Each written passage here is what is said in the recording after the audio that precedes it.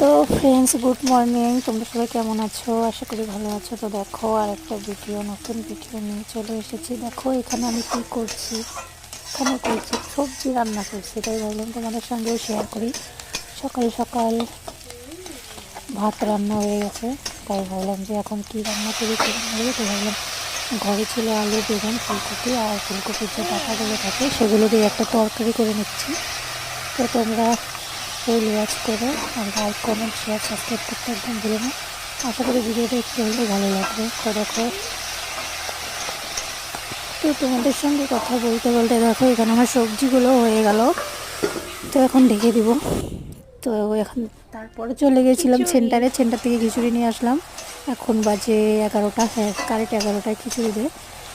আর আমার দুটো ছেলেরই খিচুড়ি দেয়, ডিম দেয়, তাই একটা ডিমে 2 টুকরো করে দিয়েছে। তো আজকের মতো টাটা।